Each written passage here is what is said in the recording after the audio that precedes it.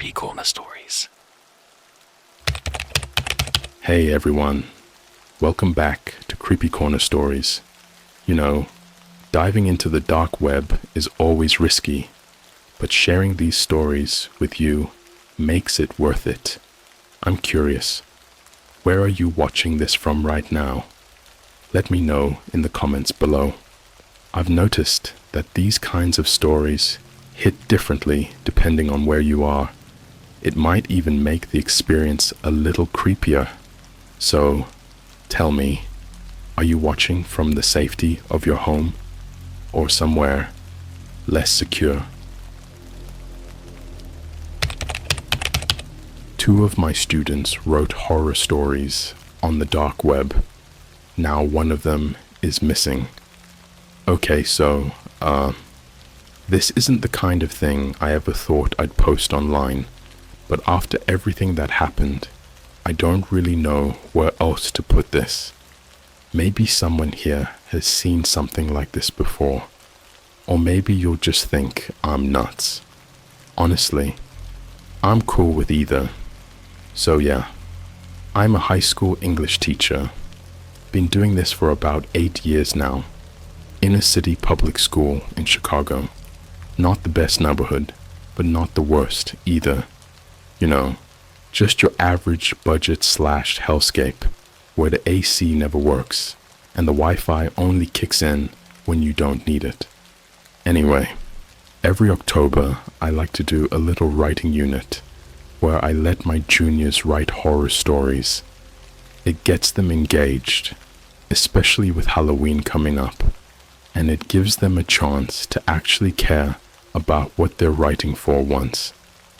I usually ask them to write something creepy, original, and set in real life. You know, like a realistic setting, but with something off, something wrong. It's always pretty tame stuff. Ghosts, weird shadows, some demon kid hiding in a closet. You get the idea. But this year, man, this year was different. So there's these two students in my third period class, Dylan and Marcus. Total opposites. Dylan's that super quiet, hoodie up everyday kid, always sketching weird little patterns in his notebook. The kind of kid you'd swear was secretly hacking into NASA at lunch. And Marcus is just loud, always cracking jokes, pulling up memes during my lectures, getting suspended once a month for dumb stuff, like flipping the fire alarm or pretending to sell vapes in the hallway. They were never really close, but this one week they started hanging out after I gave the horror assignment. I didn't think anything of it at first. Sometimes students just link up randomly, especially when they're trying to get extra credit. But I did notice that both of them started getting really into the project, like obsessively into it. They'd stay after school, asking weirdly specific questions like, does a story have to be fake? Like, could it be based on something real if it's scary enough? What if someone wrote something they weren't supposed to, like something from a place online where normal people can't go? I figured it was just edgy teenage bravado. Told them to keep it creative, but grounded. Don't go full Slender Man, I joked. They didn't laugh. A few days later, Dylan turned in his story early. It was printed out, no name on it, just stapled with the title in all caps, The Hollow Mirror Market. The writing was way beyond anything he'd done in class before. I mean, it was disturbingly good, like actual author level pacing, tone, and detail. And the story, God. I won't paste the whole thing here, because honestly, I don't think I should. But the premise was basically this. There's a secret part of the dark web, not like drugs or hitmen or any of that urban legend stuff, but a marketplace of mirrors. Users go into these private encrypted forums and they upload things they've seen. but not normal things. Stuff that isn't supposed to exist. Things glimpsed in the corners of mirrors, glass doors at night, reflection glitches in store windows, and people trade these sightings like collectibles. The more disturbing or unexplained the reflection is, the more valuable it is. Some of the screenshots in the story were described in vivid, stomach-turning detail, like a woman brushing her hair in a hotel mirror, but in the reflection, her jaw is dislocated and her eyes are replaced by a second mouth. Or a guy taking a selfie in a Starbucks window in Berlin, but in the reflection, he's headless and being dragged by something invisible. And here's the part that made me stop cold. Dylan wrote that if you upload your own reflection, the site marks you. You don't know what it means at first. You just start seeing things. Your mirror image doesn't blink when you do. It smiles when you're crying. It gets closer every time you look, until one day, it's not you anymore. The story ended with the narrator receiving a grainy photo on Discord, a reflection of himself, sleeping, taken from inside his locked bedroom. He lives alone. I swear to God, it gave me actual chills. The next day, I asked Dylan where he came up with the idea. He just shrugged and said, "It's not a story, it's a warning." Then he walked out of the room. That Friday, Marcus didn't come to class. At first, I thought maybe he'd gotten suspended again, or just ditched like usual. But then I saw his mom post something on Facebook that night. It was a screenshot of a blurry surveillance photo from a 7-Eleven near Midway Airport. It showed Marcus standing in front of the refrigerated drink case. Except, his reflection wasn't doing the same thing. His reflection had turned around and was looking directly at the camera. I stared at that photo for like 10 minutes straight, just zooming in and trying to tell myself it was fake.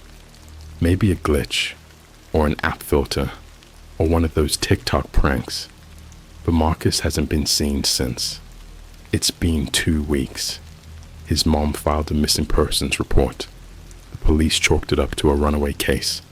But Dylan, he's been different, more distant, more quiet. Like he won't even make eye contact with me now. And yesterday, I found another story slipped under my classroom door. Typed, no name, just a title in all caps again. The teacher who asked too many questions. If anyone's heard of this mirror market thing before, please comment. I don't know if this is some ARG or part of a creepypasta chain or something darker, but something about this feels real, and I'm starting to see weird things in my own mirror now too. I didn't open the envelope for 2 days. It sat on my desk, completely unmarked. Just a plain white envelope like any other, except the flap was sealed with something sticky and dark. Not like glue, more like resin, or maybe dried blood. I know how that sounds. I know, but the texture stuck to my fingers, even after I washed my hands. For 2 days, I pretended it wasn't there. Graded papers, answered emails, went home, tried to sleep. But the envelope was still there in my mind, just sitting, waiting. By the 3rd day, I couldn't ignore it anymore. I opened it during my lunch period while the classroom was empty. I wish I could say it was just another short story like Dylan's. I wish I could say that, but it wasn't fiction. Not this time. It was a diary. No, a transcript.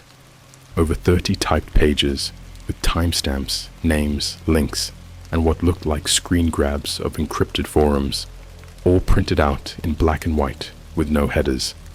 And the worst part, it wasn't written by Dylan or Marcus. It was written by someone else, someone anonymous, someone already gone. The document started with a single sentence at the top of the page. If you're reading this, you're already being watched. You just haven't blinked yet. From there, it launched into what read like a confession, or maybe a manifesto. The tone was cold, clinical, no emotion, just facts, like it had been written by someone who'd accepted something. Horrifying. The author claimed to have been part of a private network on the dark web called the Hollow Collective, a real underground community of writers and readers, not just sharing scary stories, but documenting what they believed were true sightings of mirror anomalies. They called them reflections, not just reflections in mirrors, but in phones, puddles, glass, even polished marble in luxury hotels. The collective didn't write horror for fun. They wrote as a form of containment. The rules were brutal and clear. You do not look into a reflective surface longer than 7 seconds. You do not describe the anomalies in the present tense. You do not share your own reflection ever, not even by accident. And above all, if you name one, it will name you back. And when that happens, you're not haunted, you're replaced. According to the transcript, there was one anomaly that the community had blacklisted entirely. They refused to even describe it. The only reference to it was its code name, MirrorORG9. The last known user to post about it was called DripDry 2047. The post was taken down within minutes, but the author of the transcript had saved the cached version. The attached screenshot showed a blurry window reflection in a hospital hallway, somewhere in Bangkok. You could barely make out a shape in the glass, but it was wrong. Too tall, too thin, no eyes, no face, but teeth. God, the teeth. Rows and rows, smiling wide across the reflection of a human who wasn't smiling at all. That user, DripDry, was never heard from again. The author didn't stop there. They claimed Marcus had found the site. Not the fake dark web, like the YouTube "I bought a ghost off the deep web" garbage, but the real one. The one hidden behind layers of dead traffic, false DNS routing, and invite-only encryption codes. Marcus had uploaded a photo of himself as a joke. Something from the school bathroom, apparently. Posted it into a chat thread labeled "found footage" and typed, "LOL, guess I'm next, right? Come get me skinny mirror lol." He got a reply. Exactly 6 minutes later. A simple PNG file. No message, no subject, no context. Just a selfie of Marcus, but not the one he posted. This one was taken from behind him, like someone, or something, was standing in the store mirror, arms raised behind his head, ready to pull. I don't remember breathing while I read. I don't remember blinking. But the next page, that's when I knew something had gone so far beyond what I thought I understood. It was a transcript of a Zoom call, dated 3 weeks ago, between 4 usernames: DripDry 2047, Black Glass Church, 0xMirror0, and Chalk Teeth. That last one, I've seen that name before, in the corner of Dylan's sketches, scribbled in Sharpie on the back of his folders. I even once saw it written in black ink on the inside of his forearm, like a tattoo made in detention. The transcript reads like an actual meeting, the kind of cold, analytical thing you'd expect from a cybercrime task force. But these weren't officials. They were witnesses. They spoke about things like shadow lag in TikTok reflections, a Twitch streamer's mirrored self smiling when they cried during a mental breakdown live stream, a Discord bot that randomly sends you a clip of your future death. If you see your reflection in it, it's already too late. Then one user says, We can't stop the upload. The story's already seeded. It's spreading through fiction threads like r/NOSLEEP, YouTube Creepypasta channels, even Spotify podcast scripts. The reflection adapts. It infects the idea of itself. And that's when I understood. These weren't stories. They were containment fails. And Dylan, he wasn't warning me. He was leaking. I read the last page of the document just before the final bell rang. It was a list. A kill list. Formatted like a spreadsheet. Time-stamped.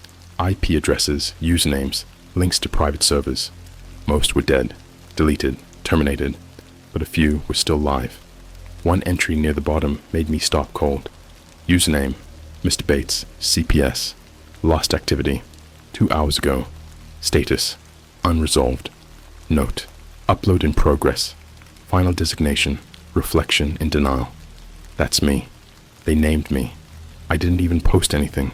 I read something. That was enough. That night, my bathroom mirror fogged up without me even turning the shower on. My phone screen flickered, showing my front camera for half a second, even though I didn't touch it. At 2:33 a.m., I got a FaceTime call from an unknown caller. I didn't answer. I watched the screen until it went dark. Then I played it back. It was a still image of my bedroom, taken from the inside of my closet, and in the mirror above my bed. I wasn't alone. If you're still reading this, check your camera roll. If there's a photo you don't remember taking, delete it. But don't look at it. Don't even preview it. And whatever you do, don't reflect on it. I didn't go to school the next day. Didn't call in sick. Didn't text the principal. I just didn't move. I sat on my living room floor from sunrise to sunset, staring at the image on my phone screen. The one from the FaceTime call.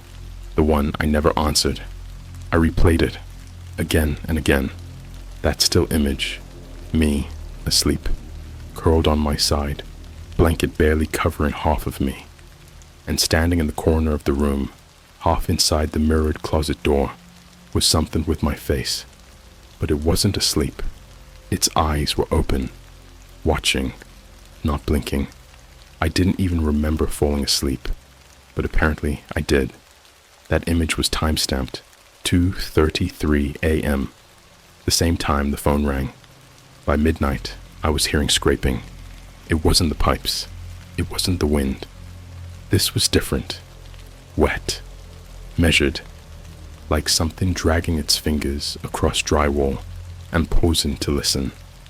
I grabbed my phone, swiped through the flashlight, but every time I pointed the camera, the screen would flicker, like it couldn't focus. The light would stutter, and every single time I passed over the mirror hanging in the hallway, the reflection was half a second off. That's not a figure of speech. I started recording, not because I thought I'd catch anything, but because I needed proof I wasn't losing my mind. I filmed the bathroom, the closet. I even went out to my driveway and checked the reflection in the car window. Nothing. Just me. Tired. Pale. Eyes bloodshot. Until I hit the basement. I never use the basement. The lights down there are fluorescent and flicker like a dying YouTube horror intro. Half the bulbs don't work. It's always damp, and it smells like copper and moldy laundry. But that night, I heard something breathing down there. Not like an animal. Not like a person either. It was wet. Rhythmic. Like lungs without a body. Like someone breathing from inside a jar. I crept down, camera in one hand, crowbar in the other. As soon as I reached the bottom step, the light went out, but the reflection from the dusty old washing machine stayed on. I didn't scream. I couldn't. My throat locked up, because in that mirror, streaked with dirt and fingerprints, I saw something crouched behind me, not in the room, just in the reflection. Its arms were long, folded like knives. The head was tilted the wrong way, like someone trying to snap their own neck and only getting halfway there.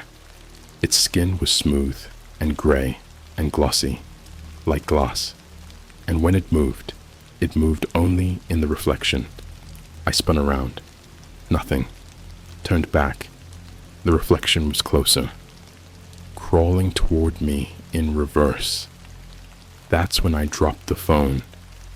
It landed face up, screen cracked, but still recording. I don't know how long I blacked out, but when I came to, I was lying on the basement floor, crowbar still in hand, phone buzzing non-stop with a full storage warning. I grabbed it, heart pounding. Most of the footage was black, static, flickering, but there was one file near the end, a video, exactly 6 minutes and 66 seconds long. That's not even a real time, but that's what it said. I played it.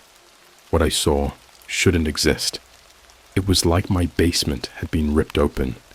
Behind the broken drywall, something had made a tunnel. Dirt, wires, chunks of mirror glass embedded in the walls like veins. Some of the shards were screens, playing live footage of people in their bedrooms, bathrooms, stores, people sleeping, eating, sitting on the toilet, all of them unaware. And behind them, always behind them, a shape just out of focus, grinning, waiting, and then my classroom. I swear to God, I saw my own classroom on one of the shards, empty, late at night, but the reflection in the black window of the door was not my own. It was a student, slouched, mouth stitched shut, blood dripping from the nose, like it had been smothered. It was Marcus, but not alive. I went back up the stairs in full panic mode, grabbed my keys, tried to drive, but every reflective surface in my car was wrong. The GPS showed streets that didn't exist. My rearview mirror showed people crossing behind me that weren't there when I looked. I didn't make it far.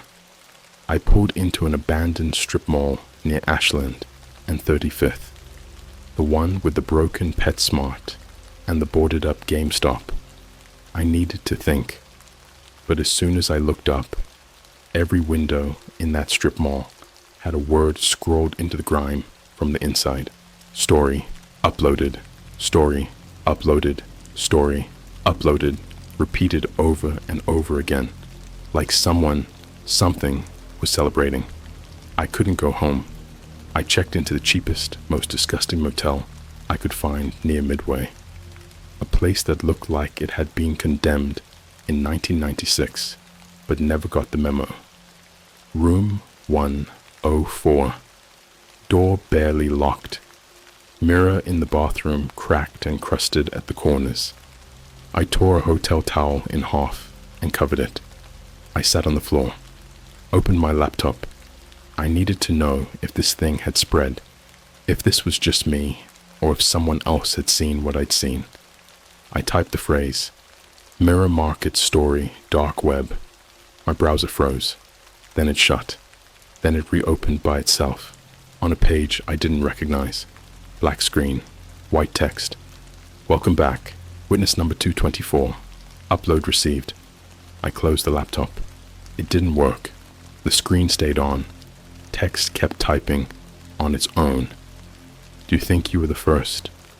You're just a sequel. And this time, the audience is watching you. The last line blinked on screen, like a system warning. Look behind you. I didn't. I haven't. I've been writing this with the camera on, using the laptop screen as a mirror, so I can see what's behind me without looking directly.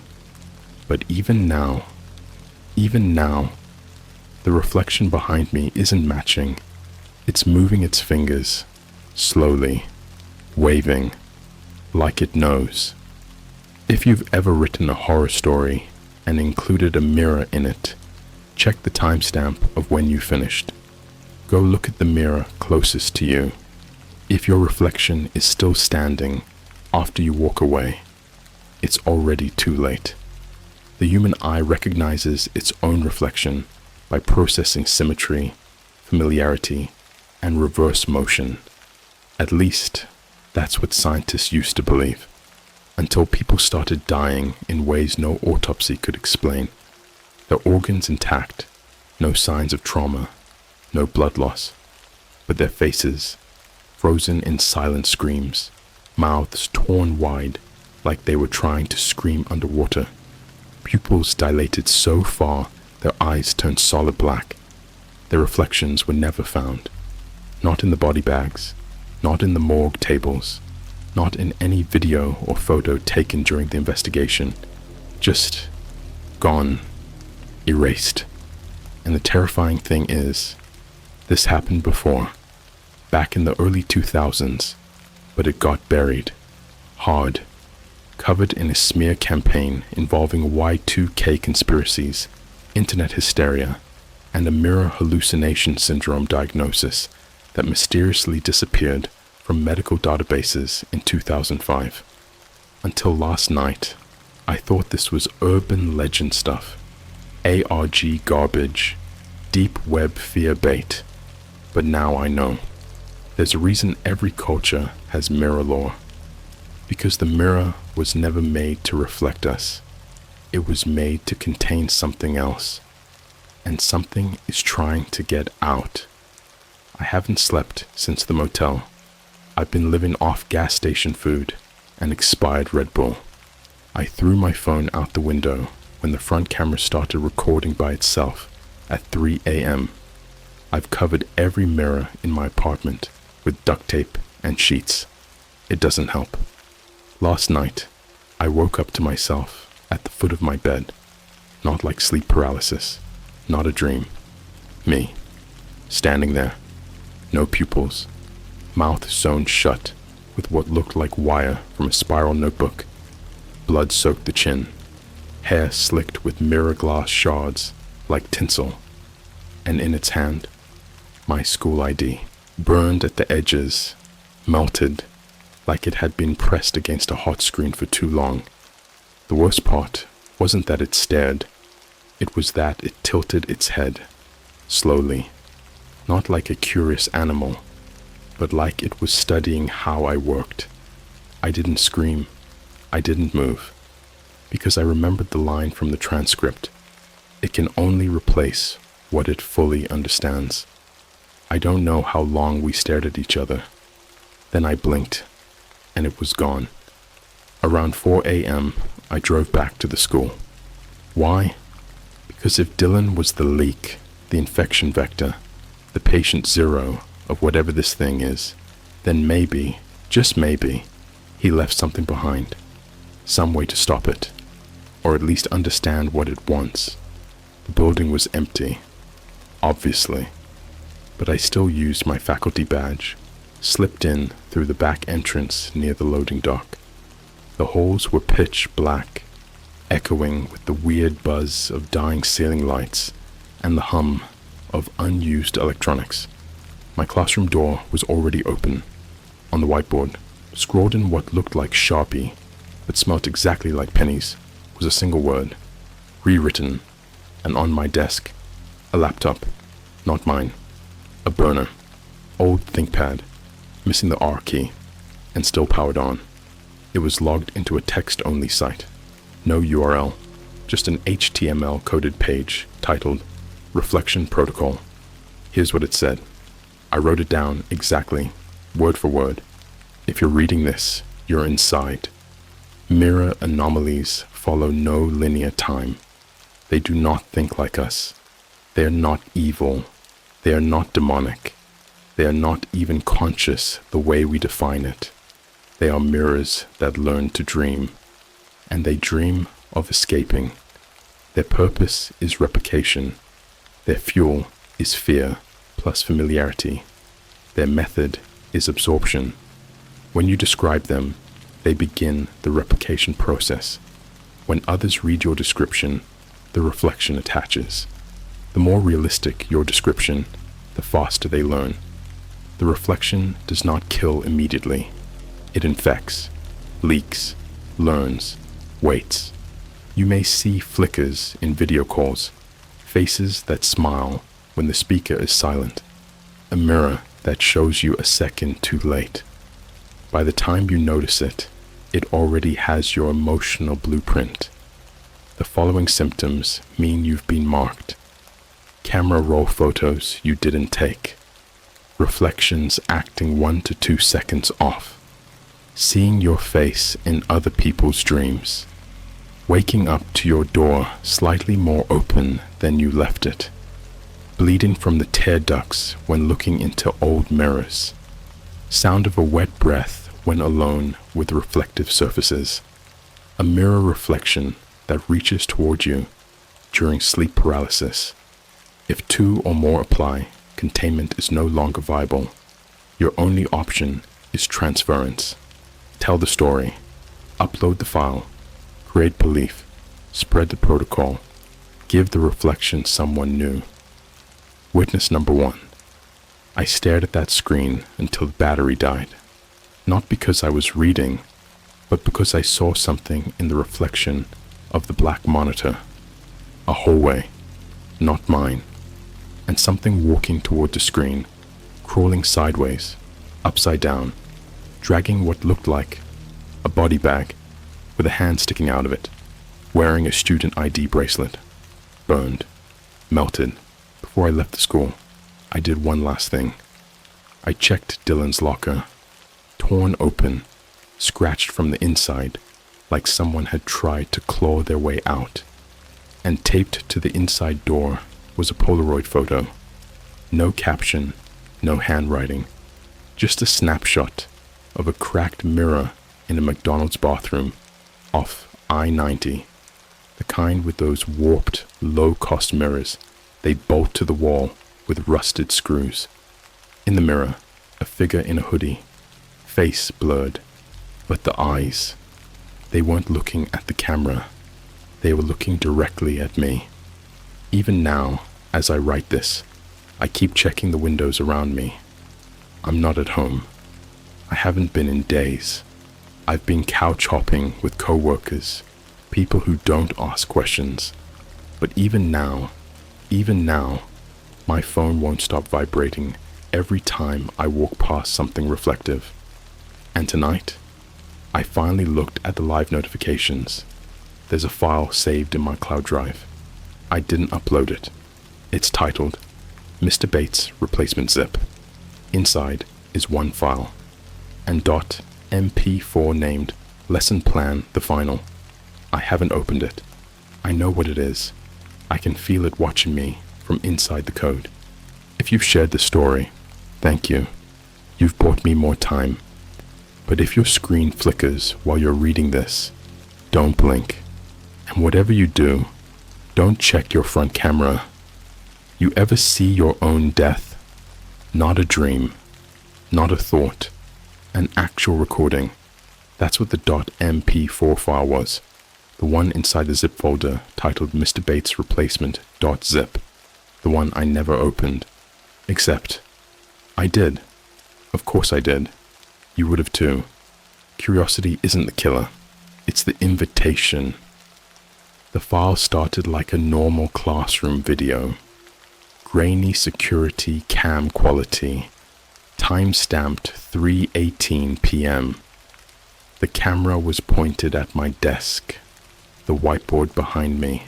That day's lesson was still up in faded expo marker. Creative writing.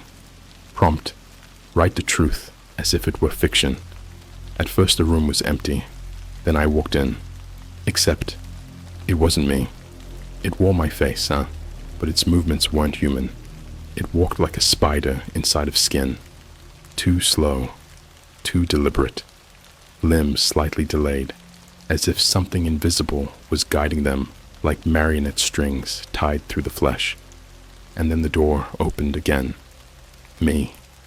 Real me. Somehow, the footage was recording the future. I watched myself enter, holding the crowbar I'd been carrying for days, jaw clenched, eyes bloodshot, clothes soaked in motel sweat. I looked like a man who had nothing left but paranoia. The other me, the reflection, was already standing behind the desk, and I walked right up to it. Then the lights cut out. Static swallowed the feed, but only for a moment. When it came back on, I wasn't standing anymore. I was on the floor, convulsing, foaming, screaming, silently, like my lungs were full of shattered glass. The reflection, me, was kneeling over me. It had no face now, just a gaping hole where my mouth should be, and inside it, a mirror, not glass, skin. The flesh around the mouth peeled back like curtains, revealing a polished sheet of reflective muscle, mirror skin, twitching and wet. I was watching myself drown in my own reflection, and then the footage looped back to the beginning. But this time, when the reflection walked in, it looked more like me than I did. I slammed the laptop shut. The screen cracked under the force. Didn't matter. The image was already burned into my vision like sunspots. Even blinking, I could still see myself writhing on the ground, bleeding from the eyes, coughing up fragments of mirror. That crowbar, the one I'd carried like a safety blanket for a week, now jammed down my throat like I'd tried to force the reflection out of me. I stumbled out of the Airbnb I'd holed up in, some busted apartment above a vape shop in Humboldt Park. I ran to the nearest Walgreens just to be around people, just to be under the lights. And that's when it hit me. Nobody was looking at me. Not once. Not the cashier.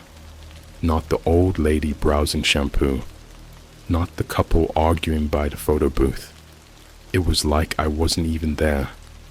I ran to the mirrored sunglasses rack near the pharmacy, looked in, and I wasn't in it. Just nothing.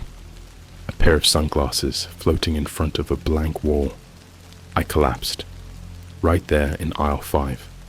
I don't know how long I was unconscious, but when I woke up, I was in the Walgreens bathroom, locked in.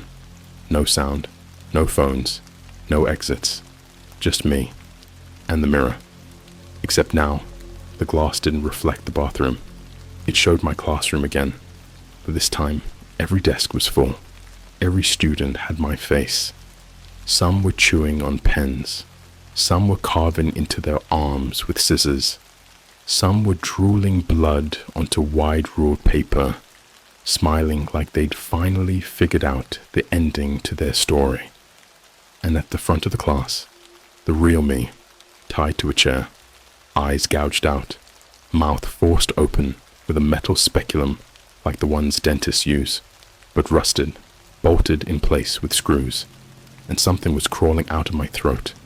Not a creature, a mirror, long, wet, shaped like a human hand, dragging itself out of my body, finger by finger, as if the reflection had been living inside me this entire time and was now finally free.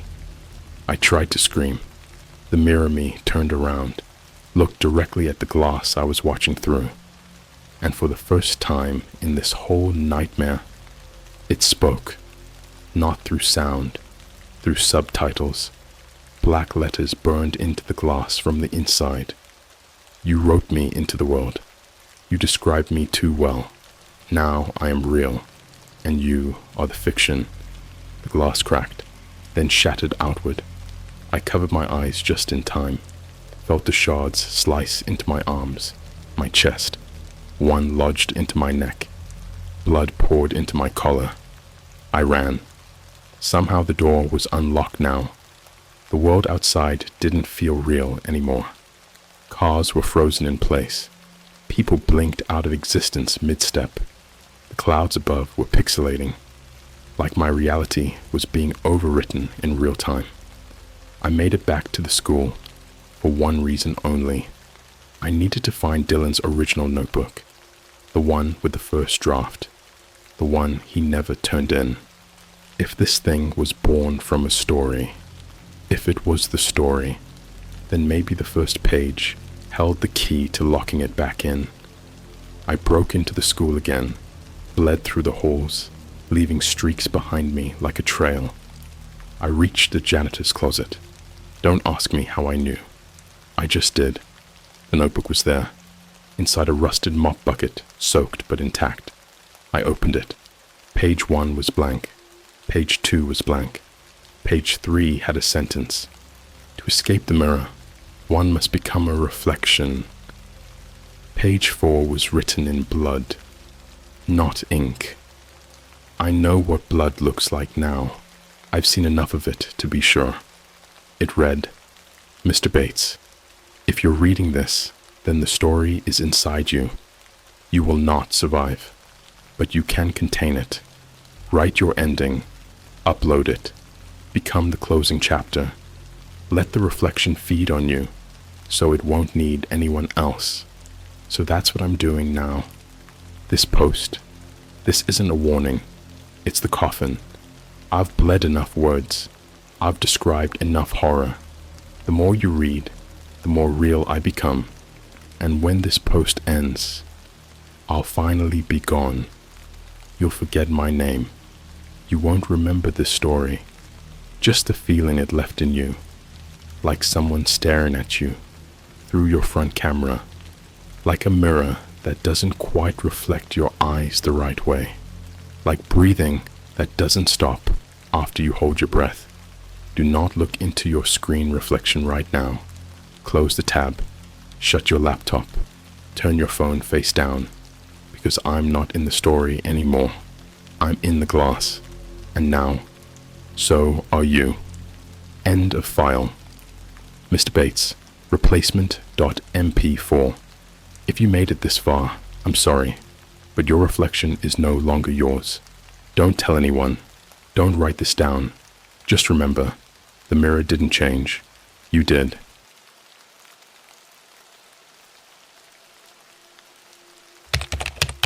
I ordered a clone version from myself on the dark web. Last week, a family broke in our house, and they looked exactly like us. Hey, Reddit. So I'm not really the type of person who does this. I don't usually post on r/NOSLEEP or even tell people my business like that.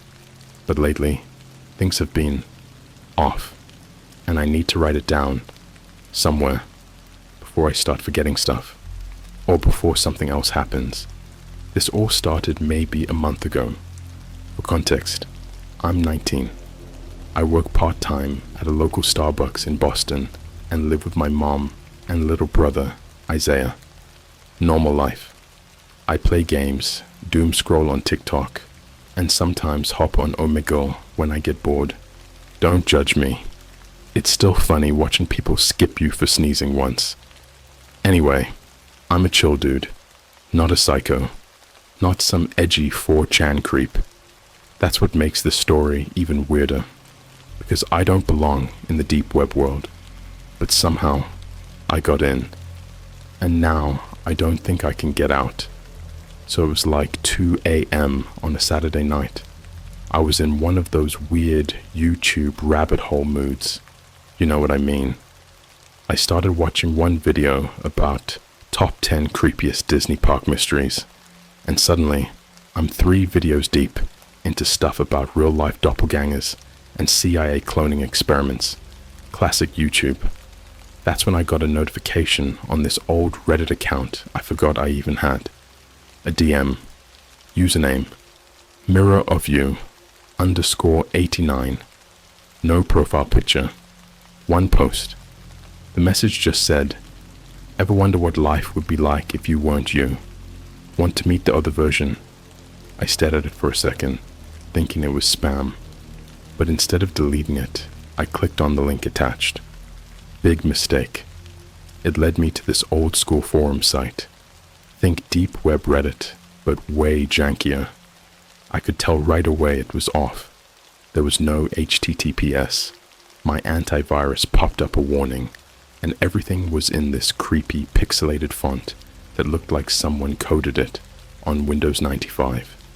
The page was titled, Alter Market, Build a Better You. That's it.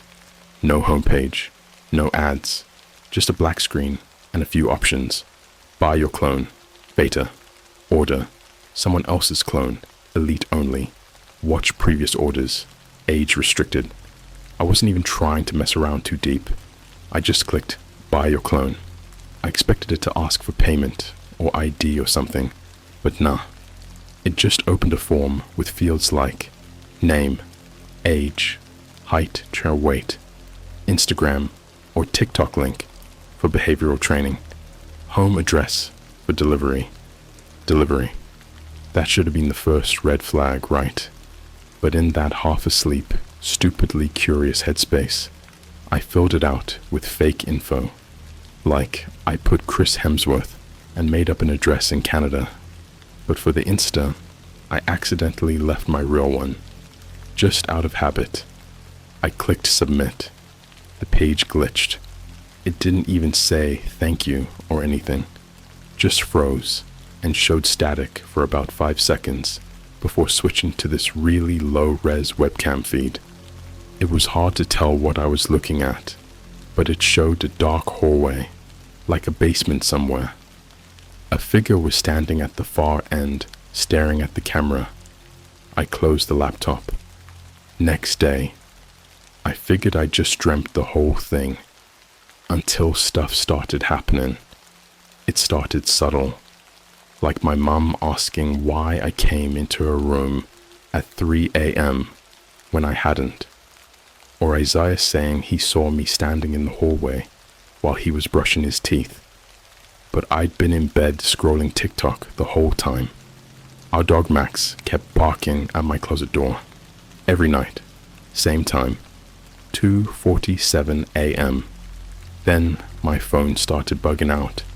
I started getting Instagram DMs from this private account with my exact profile picture, but the username had a single letter changed. Mine's at tyler.jd. This one was atwarrior.jd with a capital I instead of an L. It kept messaging me things like, "You're wasting it. I can do better. They like me more." It even posted a reel using my own footage, like actual clips from my TikToks, but edited to look glitched out, like something from a VHS horror short. It got taken down by the app in like an hour for graphic content, but I managed to screen record it first. The breaking point came last week. I was coming home late from a shift, maybe 11:30 p.m. The Uber dropped me off, and everything looked normal. But as I got closer to the house, I realized the front door was wide open. Inside, the lights were off. The TV was on, showing static, and someone was humming, a slow, tuneless, off-key version of the lullaby my mom used to sing to me when I was little. My heart dropped. I reached for my phone, but I'd left it in the car, so I grabbed a snow shovel from our porch and walked in, trying to stay quiet. And that's when I saw us. There, sitting around the dinner table, was my family, but it wasn't us. They looked exactly like us, down to the clothes, hair, even the way my mom kept tapping her foot the way she does when she's anxious. But their eyes were wrong, completely black, like no whites, just ink. And the worst part, my clone was sitting in my chair, eating cereal and smiling directly at me, like he knew I was there. I ran, didn't even think, just sprinted back out the house, barefoot, straight into the street, until my neighbor, Mr. Castillo, saw me and took me in. He called the cops. They came, checked the house, but when they went in, no one was there, no sign of anyone. My mom and Isaiah were safe. They'd been staying the night at my aunt's. No broken locks, no fingerprints, just cereal spilled on the floor and the static still playing on the TV. The cops brushed it off as a prank, maybe a sleepwalking episode, but I know what I saw. I know it wasn't a dream. I saw myself, and he smiled at me like he'd already won. I didn't sleep the night after I saw them. You know that feeling you get after a nightmare? Where your body wakes up first, but your brain is still frozen somewhere between sleep and reality. That cold, sinking dread that sticks to your bones like wet clothes. That was me. But I was wide awake. I stayed at Mr. Castillo's place until morning. He kept offering me water and muttering something in Spanish under his breath, like a prayer, crossing himself every few minutes. I couldn't respond. My mouth was dry. My eyes were locked on the streetlight outside. I kept expecting to see them again. Me again. The next morning, I finally got the nerve to go back home. Everything was normal. I swear, that's what messed me up the most. It wasn't trashed. It wasn't bloody. It was just normal, clean, unbothered, like they'd vacuumed the footprints off the carpet and took the memory of them with it. Except, in the kitchen, I found something. A Polaroid. It was lying face down on the table where I'd seen the fake family sitting. When I turned it over, I swear to God, I almost passed out. It was a photo of me, but not a normal one. It was taken from outside my bedroom window at night. You could see me sleeping, curled up under my blanket. But here's the worst part. There was someone in bed next to me, and I'll live alone. I didn't tell the cops again. What was I gonna say? Hi, officer. Someone made a clone of me from a cursed website, and now they're taking pictures of me while I sleep. So I did what any stupid 19-year-old with trust issues and trauma would do. I got online. I started looking deeper. Like, deep. Not Reddit. Not 4chan. I'm talking old Russian forums, dark net archives, sites without any names, just strings of numbers and code. The kind of places that make Tor feel like a shopping mall. And that's where I found them. A thread called "You Ordered It. Now What?"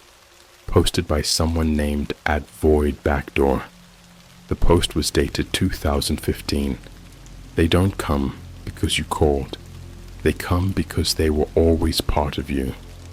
The clone you ordered is not a copy. It's a version that was locked away. The site doesn't make them.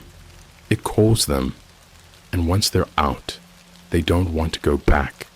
They don't want to be a backup anymore. They want your life. I thought I was going insane. I started sleeping with the lights on. My phone kept glitching. Sometimes it would ring, and there'd be no sound. Just breathing.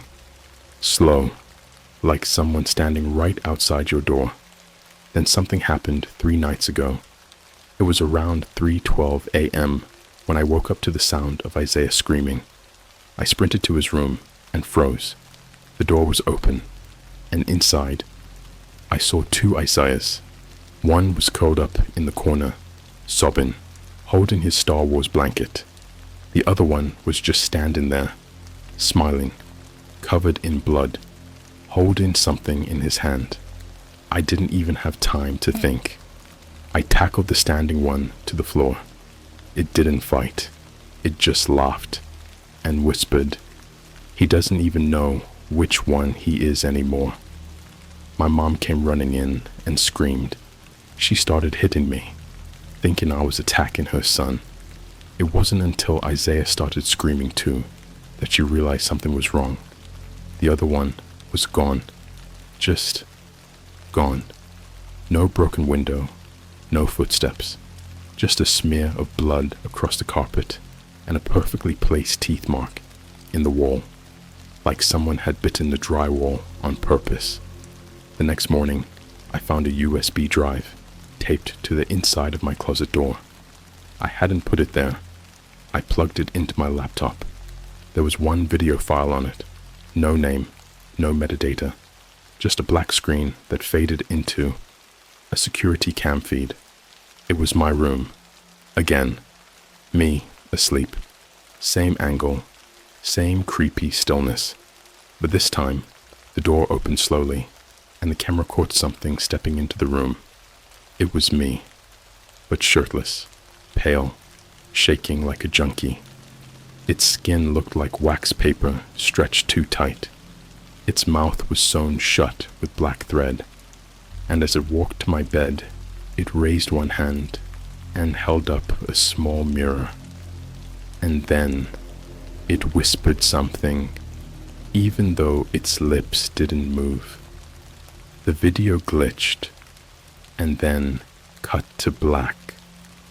That night, I heard scratching behind my walls, not like rats, not like pipes. It was fingers, scraping, slow, like they were writing something from the inside. I moved out of my room and started sleeping on the couch. I didn't feel safe in the house anymore. Not after Isaiah started forgetting things. Not after my mom started referring to me in past tense. Not after she looked at me during dinner and said, "You were such a sweet boy. I wish you'd stayed." 2 days ago, I finally broke.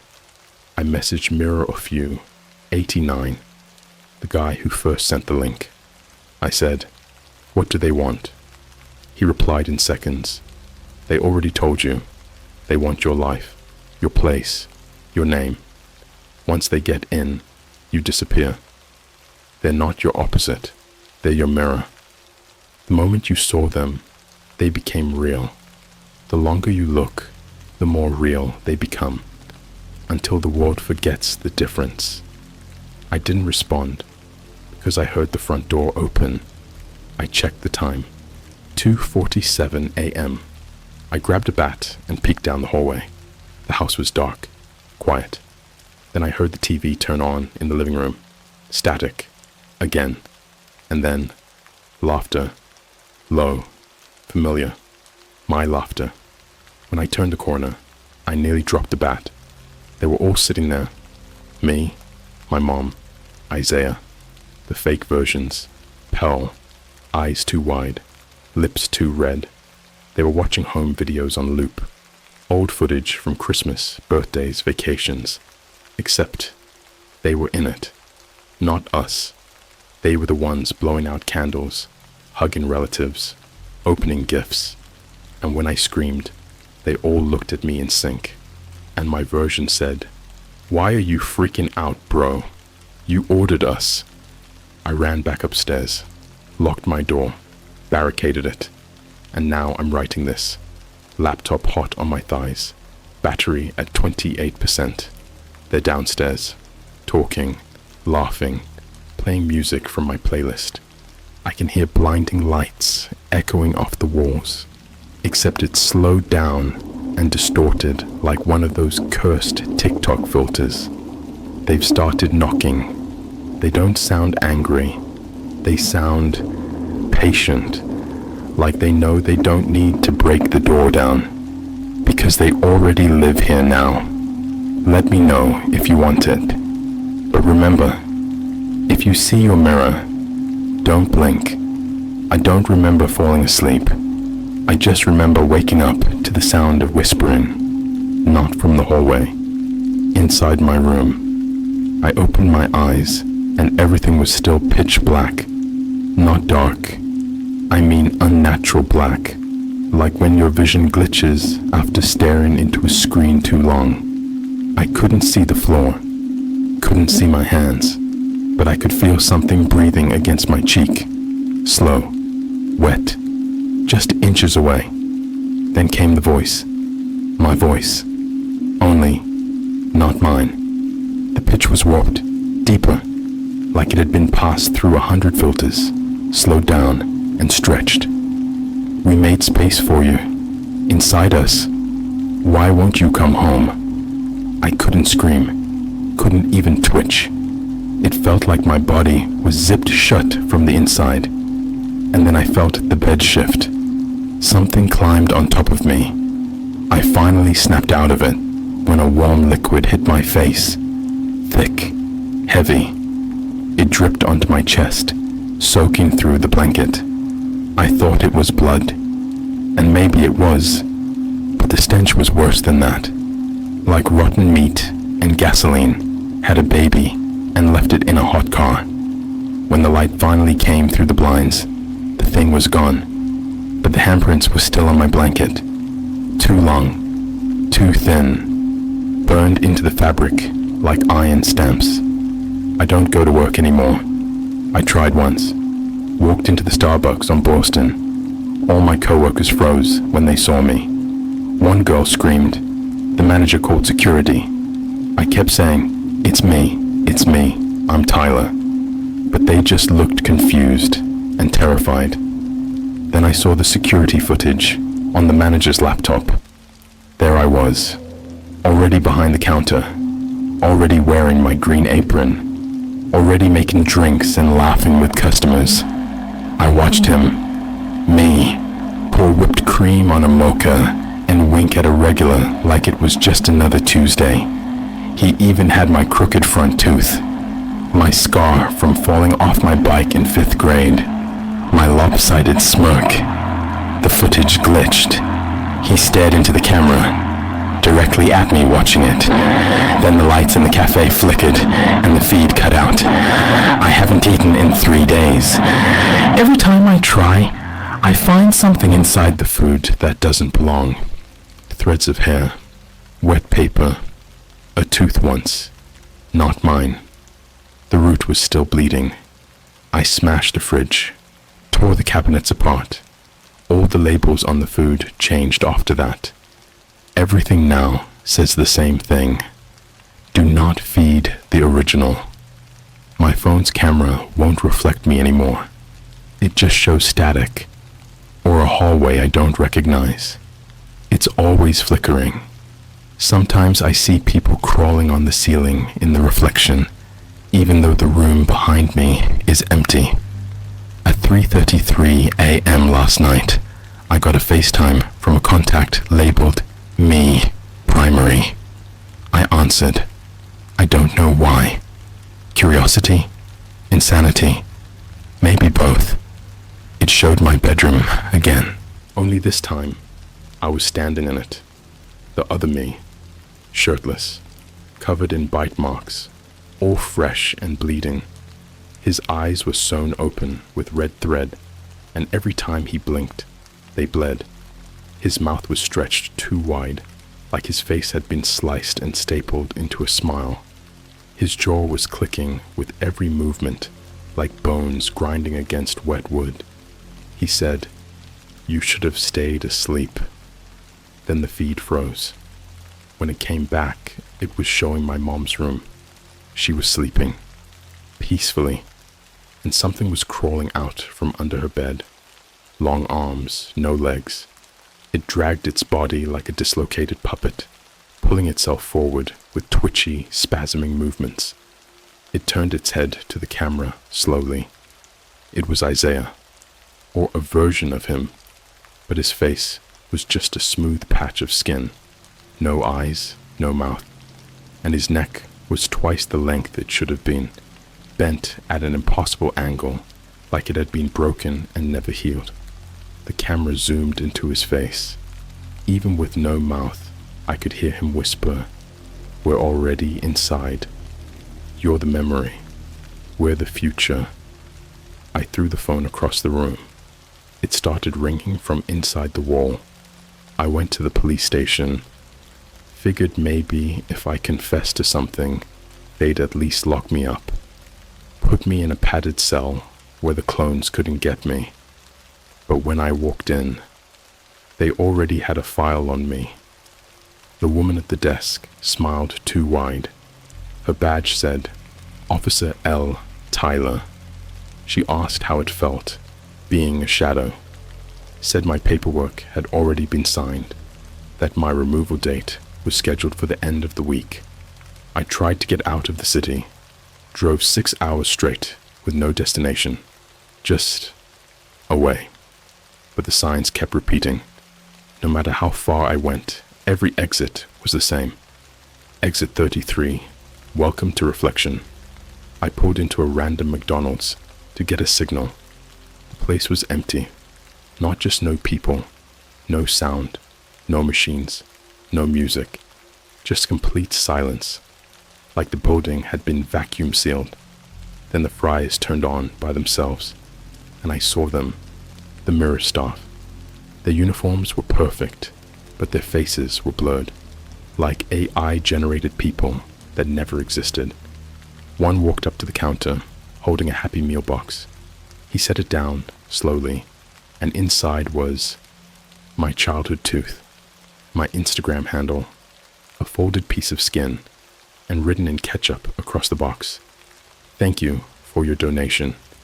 I drove until the gas ran out, ended up in a motel outside of Bangor, paid cash, room 19.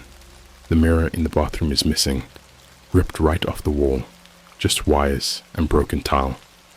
That night, I heard sobbing through the vents. It was my voice, begging, screaming, saying things I've never said. Please, not the eyes. I can still see. Don't lock me back inside. Please, I'll be better. I swear I'll be better this time. The bed shook. The closet door swung open on its own. I passed out from fear. When I woke up, the walls were covered in photos of me sleeping. Different angles, different days. One photo showed me waking up with a needle in my neck. I don't remember that, but I felt it. I've had a migraine since. My skin feels tight, like it's being worn by someone else. Tonight, I caught my reflection blinking out of sync. I watched as he smiled while I didn't.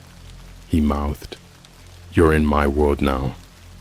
Then the reflection turned around while I stayed still and walked away. He left the mirror, and I haven't seen him since. I'm staying in the motel for now. I don't know how much longer I can resist. My body doesn't feel like mine anymore. My memories feel like episodes of a show I never watched. Sometimes I see old photos of my life, and I'm not in them. He is, the new version, the better one, and people like him more. He doesn't stutter when he talks, doesn't cry when he's alone, doesn't feel guilt, or fear, or shame. He's cleaner, sharper, upgraded. They don't need us anymore. They're replacing us one by one.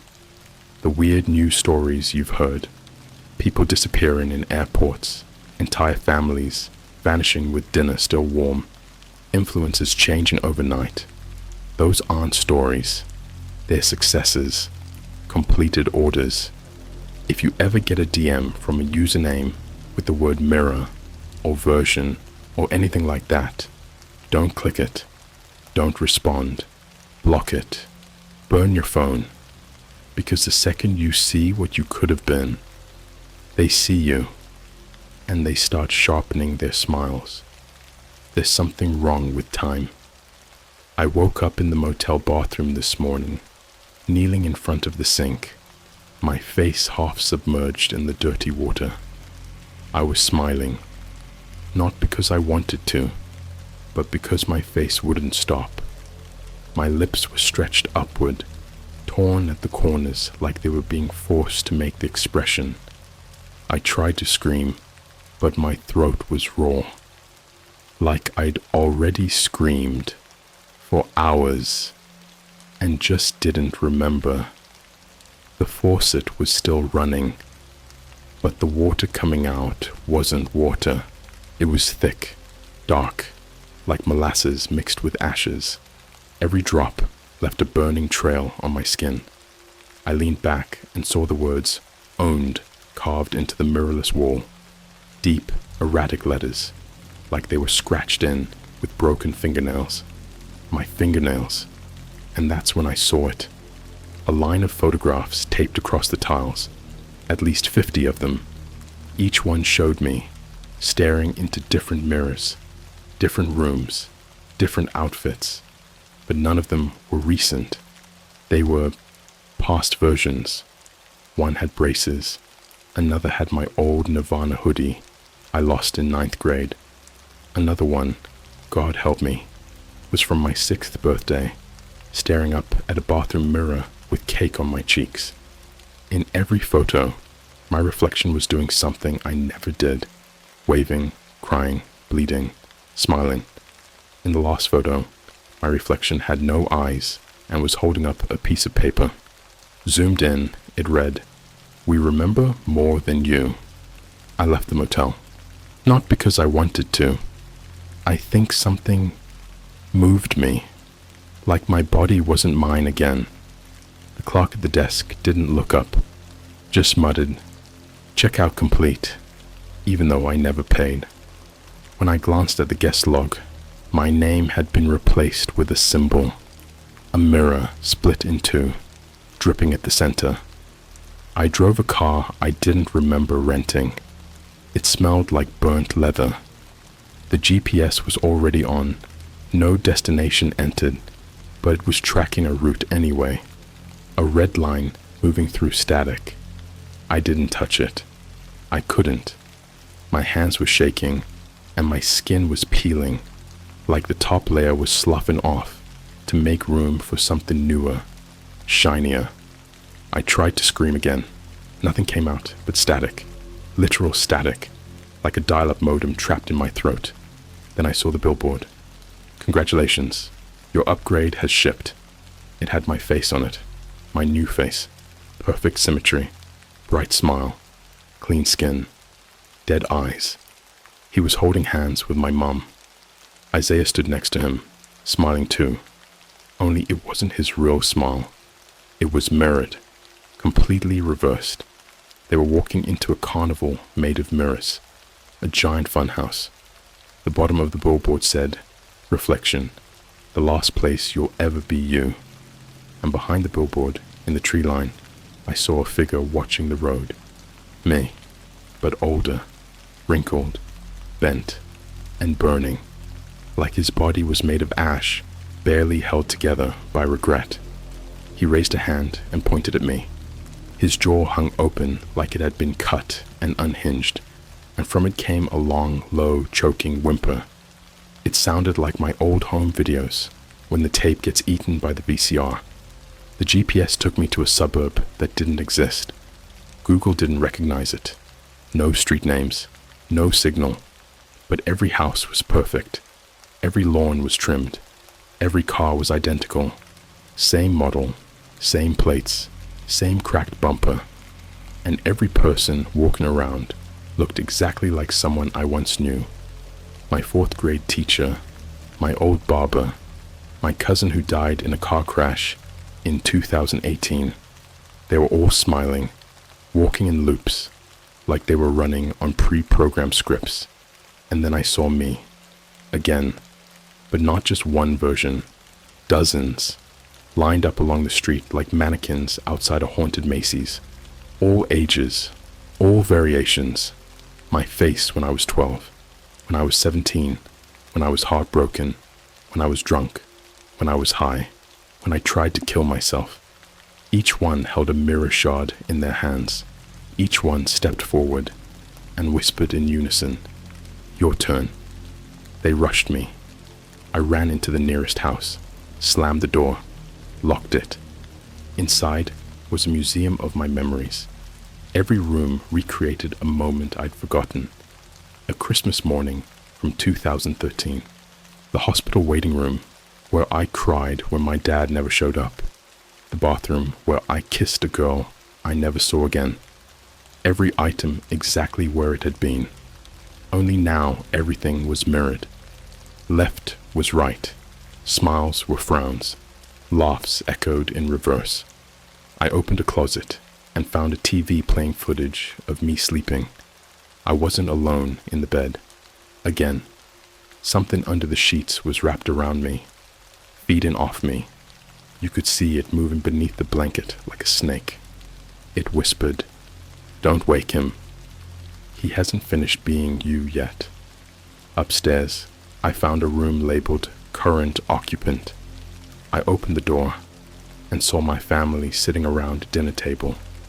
But they weren't eating. They were performing surgery. On me.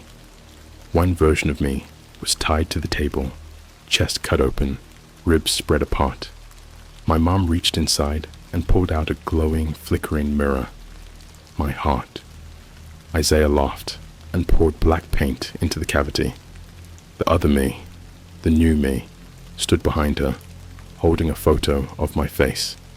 He pressed it onto his own like a mask and whispered, "You weren't using it right anyway." I turned and ran. Didn't stop until I threw up blood in the street. When I looked back, the house was gone, replaced by a wall of mirrors, each one showing a different life I could have had. Happy, rich, famous, dead. I punched one and bled. It showed me in an asylum, scratching at my arms, whispering, "I'm real, I'm real, I'm real," over and over. I made it to a library on the edge of the fake town. Or maybe it was a church. The sign outside kept changing every time I blinked. Inside was him, the original, the first me that had ever come through the sight. His skin was a map of scars, covered in scribbled writing, different fonts, languages, reversed words. He had no eyes, just empty sockets leaking white noise. He said, without moving his mouth, "You made them when you looked. You fed them when you ordered. Now we're all versions. And the real you? That was never decided." He handed me a knife made of mirror glass, said, "The only way out is to decide who bleeds." I woke up in the middle of the street, back in Boston, or something that looked like it. Everything was quiet. The sky had no stars. The moon was upside down. I walked home. My key didn't work, but the door was open. I stepped inside and saw myself sleeping on the couch, peaceful, calm, like nothing ever happened. I stood over me. I raised the knife. I hesitated, and the sleeping me opened his eyes, smiled, and said, "You took too long. We already voted." Suddenly, my skin turned cold. My heart stopped. My eyes rolled back, and I felt something step into me from the inside. A new rhythm, a better voice, a smoother smile. I wasn't in control anymore. I am what remains. I walk the streets now, smiling. People wave. Strangers call me by name. Nobody notices the glitch in my eye when I blink too fast. Nobody hears the faint echo when I speak, like someone else is repeating me half a second later. Nobody sees the flicker in the reflection when I pass windows, because I'm perfect. I'm better. I'm the one they wanted all along. And the real Tyler? He's still in there, screaming, scratching at the back of my skull like a rat in a coffin. If you hear someone in your mirror whispering your name tonight, don't answer. They're not trying to scare you. They're trying to switch. There is no Tyler anymore. There's only a skin wrapped around screams, walking in the shell of a city that doesn't breathe. I'm not writing this for you. I'm writing this because something inside of me won't shut up. Some old, useless nerve, still twitching in the corpse of a self that should have gone silent the moment the knife hit bone. But he's still there, buried, muffled, and he remembers everything. It began again 2 nights ago, or maybe 2 months. Time here doesn't pass. It loops. It folds in on itself, like meat in a grinder. You start recognizing the people walking by, but not because you know them, because they're all you. Tiny differences, hair, skin tone, scars, smiles. But underneath, same blood, same eyes, same itch to get out. They look at you with the hunger of a shadow that's learned how to wear flesh, and I've learned how to wear them back. After I took over this version, I thought it was over. Thought the mirrors would stop calling. Thought the reflection would go quiet. I was wrong. They let me in because they were done playing fair. The mirrors are doors, but they're also mouths, and they're always hungry. And what they feed on isn't you. It's what's left after you. after guilt, after identity, after empathy has been scraped off your bones and replaced with static and smiling glass. Last week, I met someone who said she knew me. Her name was Lena. I didn't recognize her, but she said we dated in high school. She looked tired, pale, like she hadn't slept in weeks. She touched my hand and whispered, "You were so much kinder before." Then she showed me a photo. It was us, homecoming 2019, but my face in the picture had no features, just smooth skin where a face should be. She cried and told me she's been seeing me everywhere lately, in the crowd at a concert in Seoul, in a live stream chat from Brazil, in the back of a Google Street View image taken in Idaho, always smiling, always watching. She tried to stab me that night, didn't get far, but when the knife hit my side, it didn't bleed red. It bled reflections. Tiny versions of me poured from the wound, hundreds, like insects made of glass, crawling up her arms, into her mouth, her eyes. Her screams became static. Her body folded into itself, like paper on fire. She didn't die. She just reversed, walked backward out of the room, whispering words in reverse, her head turning like an owl. I haven't seen her since, but the smell of burned teeth lingers. My old house is a museum now. That's not a metaphor. They turned it into a memory exhibit. People walk through wearing headphones, listening to my childhood like it was a podcast. The walls project footage of birthdays, school plays, fights in the kitchen, me crying in the shower at 3 a.m. But none of it is real. They're reconstructions, generated from scraps of my data, browser history, TikToks, photo metadata, rebuilt by an algorithm that's trying to remember what I used to be. Each room has a sign. Replica, do not tap the glass. He is still inside. I tried to find my mom. She's part of the tour now, a wax figure that blinks when no one's looking. She repeats the same phrase every 7 minutes. He was a sweet boy, but he looked too long. The deep website? It doesn't exist anymore. The URL now leads to a blank page that simply says, "You are here." And then, if you wait long enough, a mirror opens on screen. Not a webcam, a live feed of you, 30 seconds into the future, smiling, and behind you, something moving. Always. I found the source last night, or something close. A building in the woods. No roads lead to it. No signs. Just a Starbucks logo burned into a tree trunk outside. Upside down. Inside, mirrors hang from the ceiling like meat hooks. Each one shows a different version of me. In jail, in a coffin, on stage, with a family, on fire. They don't look at the mirror. They look at me, and they whisper the same thing over and over. He doesn't belong. He's not one of us. He remembers too much. One of the mirrors cracked, and I fell through it. Now I'm back in the white place, the one with no time, no edges, just the hum of a million forgotten thoughts echoing like a dead signal. I see all the versions now. A boy strangled by his reflection at age 6. A girl who downloaded her clone to avoid finals and woke up trapped inside her own webcam. An influencer whose mirror version replaced her before she hit 1 million followers. They all wander here, blind, smiling, ready, waiting for someone new to click the link. And now, I'm leaking. That's the only word for it. I can't stay in one version anymore. I glitch. Sometimes I wake up with someone else's memories. A scar I didn't earn. A tooth missing that I remember pulling in another life. A tattoo I don't recognize, spelling a word in a language I've never seen. Sometimes when I close my eyes, I wake up inside someone else. their skin, their breath, their eyes in the mirror, just long enough to whisper, "Let me in." Then I disappear again.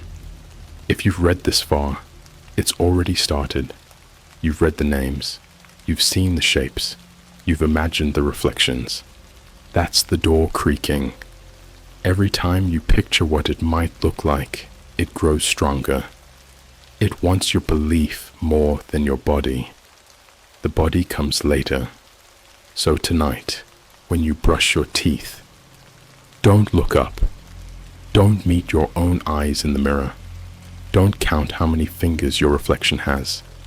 And if your reflection smiles when you don't move. Don't blink. Don't breathe. Because if you do, you'll feel it step forward. And when you finally blink again, you'll be on this side and will be watching from yours.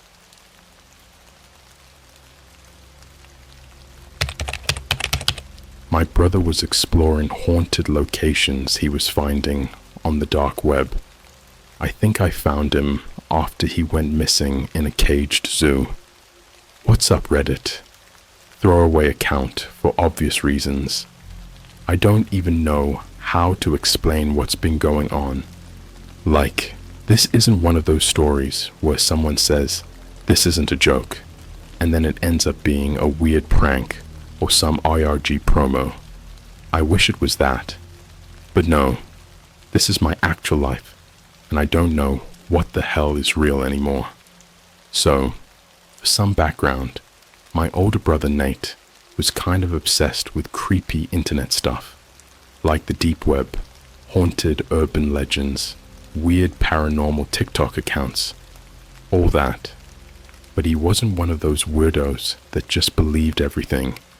He used to say, 90% of the horror online is fake, but it's the 10% that's real that you gotta watch out for.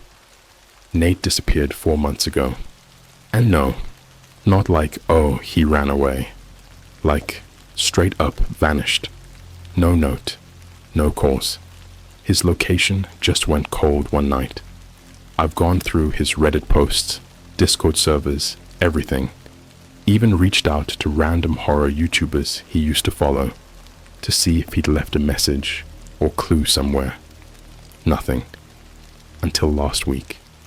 I was in his room, which we've left pretty much untouched since he disappeared, and I noticed something weird. You know how Windows has that hidden files thing?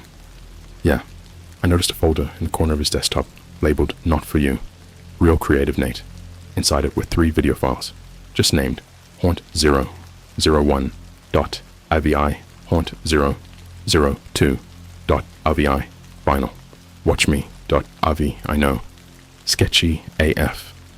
The first video, Haunt001, was around 8 minutes long.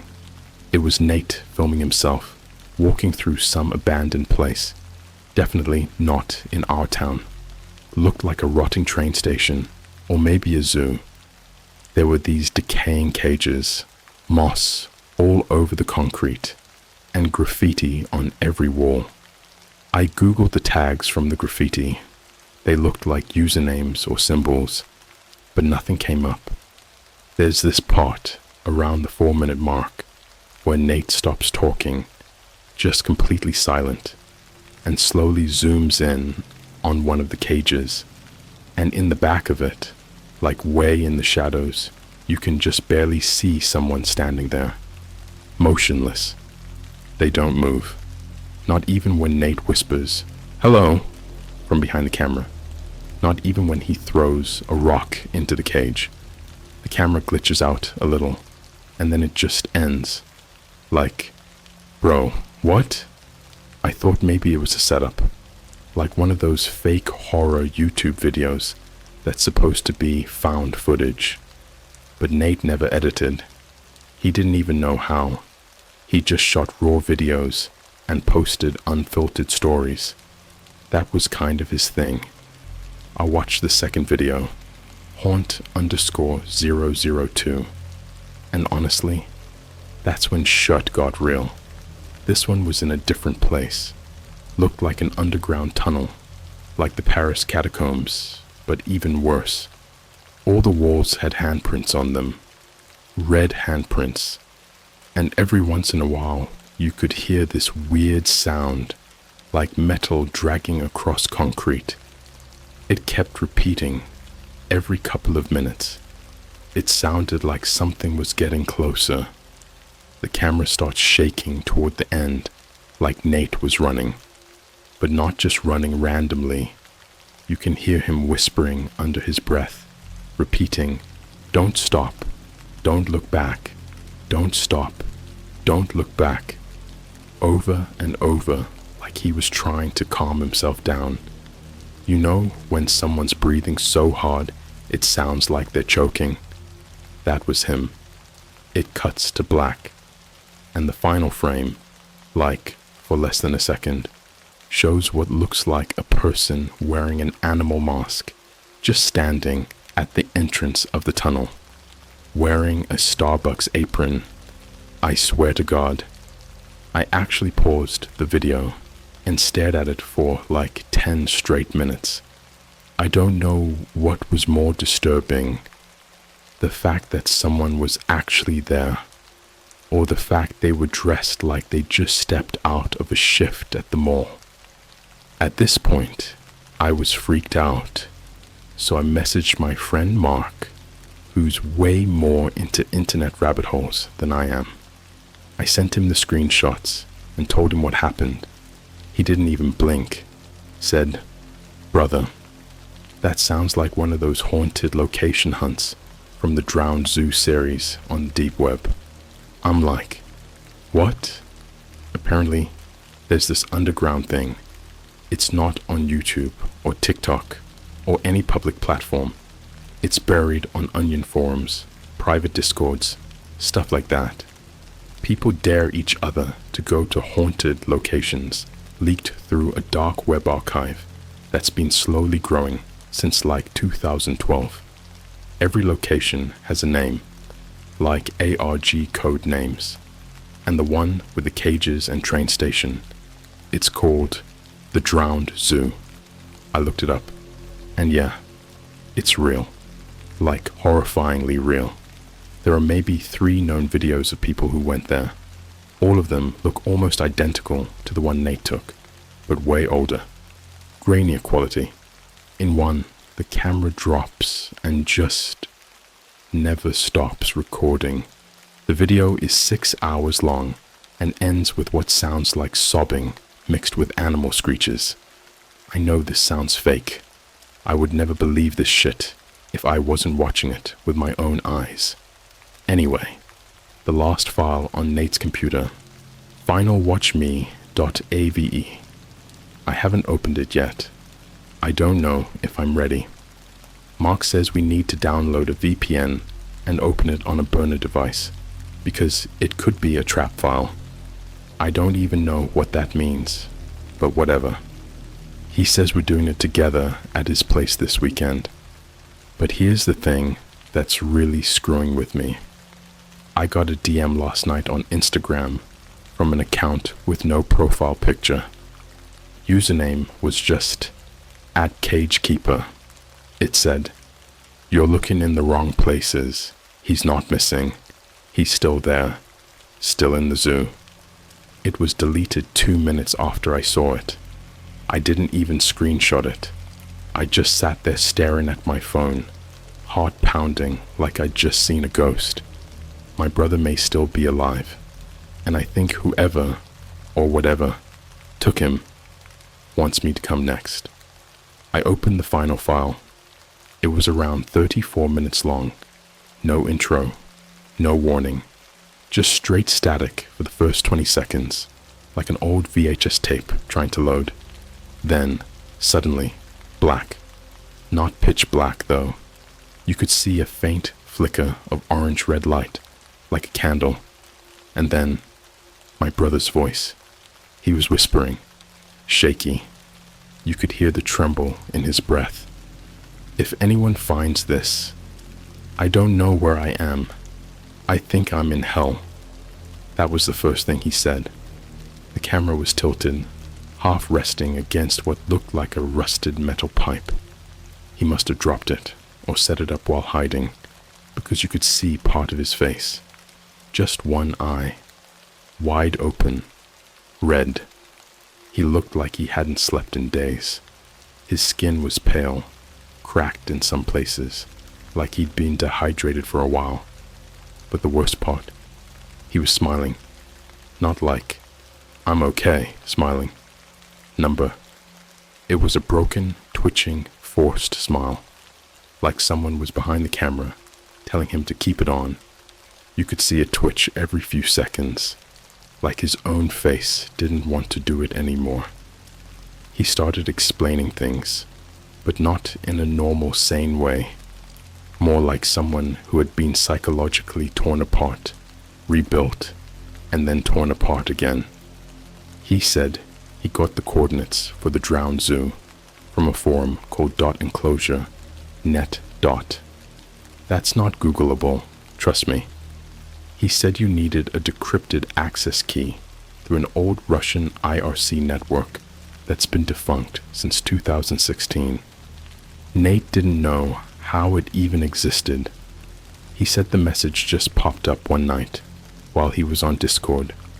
Someone called Red Torqued sent him a DM with a code, coordinates, and a chilling message. You want to see what makes them scream without lungs? Bring a flashlight and meet. He thought it was a joke, a challenge, a creepypasta lop. So he went. He described the entrance, not like the zoo entrances we know, with friendly signs and colorful maps. This was different. It was buried behind an old Tesla charging station in the woods off an abandoned interstate near Kentucky. Half the buildings looked like they were part of some military site, repurposed to look like a zoo. Animal icons scratched into steel, bolted shut doors, cages, so many cages. Some were for things too large to be animals. He said the cages were made from a black metal that seemed to absorb sound, and some had fresh blood on the hinges. He laughed, a high, broken laugh that went on for way too long. Then he whispered, "They don't keep animals here anymore. They keep people, the ones that watched too much." The video shifted, glitched again. A weird audio stutter echoed through the clip, like someone's distorted breathing was being looped and fed back into itself. Then the camera cut to Nate, walking through what looked like a feeding corridor. The walls were covered in long scratch marks, way too long for any animal, and they were fresh. You could see tiny bits of skin and fingernail fragments stuck inside the grooves. Suddenly, the flashlight passed over a figure in the far right cage. For a second, you could think it was just a mannequin, slouched and naked. But then it moved, fast, twitched toward the bars, like it had been waiting for days for someone to pass. It smiled at him. Its teeth looked like they were filed into points, like someone had taken pliers to a human mouth. And its arms, dear God, its arms were tied behind its back with barbed wire, and every time it moved, the wire tore more of its skin off. "That one's called Patient 33, Nate whispered. "It laughs whenever someone says their name." He walked by it, didn't say a word, but the thing still laughed, a sound like broken glass in a blender. Around the 12-minute mark, things escalated. The audio cut out, like fully gone. The video started glitching with red streaks, and then, without warning, Nate started screaming. Not scared screaming, screaming like someone had put a knife in his stomach and was slowly twisting it. The camera fell again and showed his legs buckling, his hands reaching down. Something had grabbed him from beneath a grate in the floor. You couldn't see what it was, Just long, pale arms, thin, veiny. They didn't look human, more like arms that had been stretched and skinned and soaked in water until they were slick and raw. They wrapped around his ankles and pulled, hard. The camera got dragged with him, scraping along the ground. For a second, I could see his face, blood pouring from his nose, eyes wide, mouth open, but he wasn't screaming anymore. He was mouthing something. Frame by frame, I paused it, tried to read his lips. "I swear to you," he was saying, "don't let them take my face." It cuts to black again at the 18-minute mark. Silence for almost 2 minutes. Then, new scene. This time, the camera is facing a wall. There's blood, symbols smeared in it. Real blood. You could tell from the way it was drying. It wasn't fresh, but it wasn't old either. You could see handprints, like someone had been slamming against the wall with both palms in a panic. And then, footsteps. Heavy, dragging footsteps. Not like boots, more like something with nails was pulling itself across the ground. A metallic sound followed, like chains dragging. Then a voice I can't unhear, no matter how much I try. It was deep, not growled, not whispered, just cold, like a voice that never needed emotion. The animals were too weak, but humans screamed longer. Then silence. At 24 minutes, the camera turned back on, and it was Nate again, sitting in a chair, tied up. You could only see his upper body, but something was clearly wrong. His mouth had been sewn shut roughly, black surgical thread, zigzagging and tearing his skin with every breath. His shirt was soaked in blood, and he had something around his neck, like a shock collar made from bent forks and duct tape. Behind him was a wall full of masks. Dozens. Human faces, not Halloween masks. I mean real human faces, dried, stretched, and stapled onto wooden slabs like art projects. Some had names underneath, scribbled in childlike handwriting. One read, "Grace Escaped Screamer, 2019. Another, "Mother Didn't Listen, 2014. And then, "Nate, soon." My blood went cold. The final minute was the camera slowly zooming in on the wall, onto that last mask. It wasn't up there yet, but beside the name tag was an empty hook, waiting. And then, in the background, I heard it. A sound I hadn't heard in a decade. The voice of a zoo intercom system, like the kind that plays in places like SeaWorld or Disney's Animal Kingdom. It said, "Feeding hour begins at 3 a.m. Please do not approach the cages without proper clearance. Keep your hands inside your body at all times." The camera glitched. Final frame. A red filter. Distorted. Just 2 words burned into the footage in black Arial font. "Still hungry." The video ended. I stared at my screen for what felt like forever. My hands were shaking so bad, I almost dropped my phone trying to call Mark. He didn't answer. Sent me a photo instead. No caption. It was a screenshot of a live webcam. He found it buried inside the code of the final video file. It was some kind of live stream, grainy and silent, but you could see a cage in the background. Same rusted metal, same mossy concrete, same blood-stained bars. And inside, someone was crouched in the corner, shirtless, bloody, head down, collared. Then he looked up. It was Nate, but his face was gone. I don't know how far this goes, but I think I found where the live stream is hosted, and I think someone knows I've seen it. You ever look at something so long, it starts looking back at you? That live stream. It didn't feel like I was watching it. It felt like it was watching me. After I saw Nate in the cage, face stripped off, mouth sewn, I blacked out. Not like passed out unconscious, More like my body kept existing and my brain just shut off. I remember sitting in my chair with the video paused for hours, the distorted zoo intercom still echoing in my head. Feeding hour begins at 3 a.m.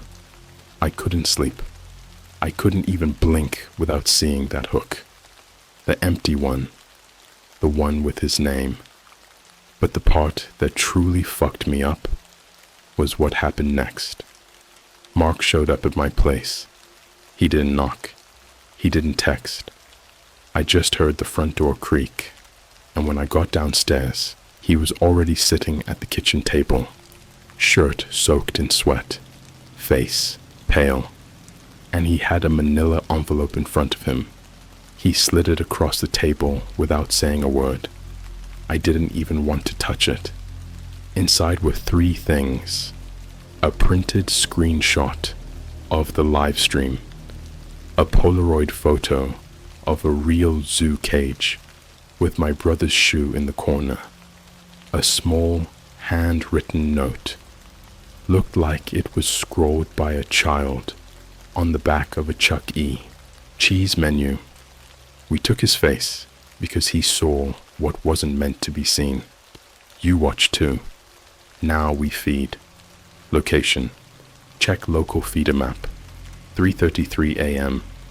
Bring someone you love. Mark said he found the envelope taped to the windshield of his car. But here's the thing. He doesn't drive. He doesn't even have a license. We both sat there shaking, staring at the table like it was some kind of bomb. He told me about the feeder maps. Apparently, there are 6 known around the world, scattered across forums like dead subreddits, unlisted YouTube videos, and corrupt .zip files shared through disappearing Discord invites. They're called feeder coordinates. Each one points to a location that looks innocent on the surface. A Starbucks bathroom in Norway, a children's play tunnel in Dubai, a closed-off section of a Las Vegas mall food court. But at 3:33 a.m., the locations change. Something opens. Mark pulled up a blurred JPEG from an archived Onion site called Welcome to Feeding Time. It was just a blank world map with 6 flashing red dots. One of them was moving. It was coming toward us. That night, at exactly 3:33 a.m., the power in my apartment went out. Not just flickered, gone. Everything. Dead silent. And my phone? It wouldn't turn on. Just showed a black screen with the faintest red blinking square in the corner, like a recording light. I hadn't even touched the camera. Then I heard it. The sound of metal scraping across tile, coming from inside the walls. Slow. Purposeful. Like someone dragging a bone saw along the inside of my apartment's foundation. I tried to move, but my body felt numb, like I'd been injected with something, like whatever was watching through that feed had reached through the screen and grabbed hold of my spine. Then came the knock. Not on the door. From inside the bathroom mirror, I walked toward it. Not because I wanted to, but because I had to. Something about it was pulling me forward, like a leash. When I reached the bathroom, the mirror was fogged over, like someone had taken a hot shower, but no water had run, and written in the steam, in childlike handwriting, Cage 9 is empty. Fill it. I don't remember screaming. I remember waking up the next morning, collapsed in the tub, nose bleeding, and my phone turned back on. Battery, 666%. I'm not joking. Every app was gone, except one, zootime.exe. I didn't download it. I didn't open it. It opened by itself. It was a map. Simple UI, black screen, red blinking cursor, and right in the center, a white circle labeled You. I tapped it. The screen flickered, and then came a video feed, live, from inside a McDonald's play place. You know those tunnels kids crawl through? That bright plastic tubing that smells like rubber and regret. Except this feed wasn't empty. It showed a child-sized humanoid figure crawling through the tunnel. Except it wasn't a child. It was a man. Shaved, bald, jaw broken open, crawling like an animal. He didn't move like a person. His arms twisted in unnatural angles, bending inward like a crab. The tunnel was splattered in blood, and someone had scratched words into the plastic with their nails. "We feed what you love." The figure turned to face the camera, and it had my face, but the mouth was split from chin to ear, like someone had taken a box cutter and carved it into a permanent scream. I threw the phone across the room. Mark screamed. The feed kept playing on my laptop. Then something spoke through the speakers. "Do you want your brother back? Bring a feeder, or be one." The screen went black. We ran, packed whatever we could, and bolted out the door like our lives depended on it. Because I'm convinced they did. I don't know who's behind this, if it's human, if it's even mortal, but they're watching. They're always watching. We drove for hours, stopped only when Mark's nose started bleeding again, and he said his eyes were burning. We pulled into a gas station just outside a small town in Kansas. Place was empty, looked abandoned, no workers, just flickering fluorescent lights, and an old radio playing static. Then we saw the freezer door. You ever seen a walk-in freezer at a gas station? This one was open. Inside were slabs of meat hanging from the ceiling, but not cow, not pig. Too small. Some still had tattoos on the skin. One had a Starbucks employee name tag melted into the flesh, and on the wall, spray painted in blood. "Thank you for feeding the zoo." We ran. We haven't stopped since. Every day, a new message, a new notification, new screenshots from feeds we never opened. One showed my mum in her backyard, taken from above. Another showed Mark sleeping in his car, from the passenger seat. We're being hunted. And I think we're the next exhibit. I don't know how this ends, but the zoo isn't a place. It's a system. A global, dark web connected, crowdsourced hell for those who look too long into things they should have ignored. And once you see, once you watch, you belong to it. If you hear metal dragging near your vents at night, don't look. I haven't slept since the gas station. The smell in that freezer still follows me. It's in my clothes, my hair, the back of my tongue. It's not just blood. It's old fear, dried into the walls, soaked into the concrete. The kind of smell that says, someone begged for their life here, and no one listened. We ditched the car 2 towns later, switched clothes in a church bathroom.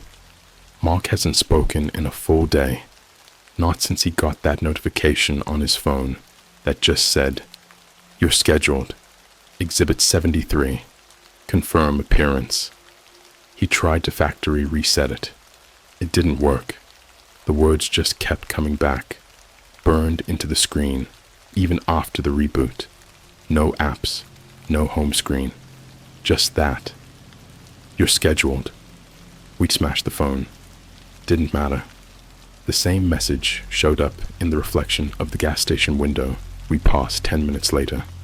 No phone. Just there, like a hallucination injected straight into our eyeballs. I started noticing something else, too.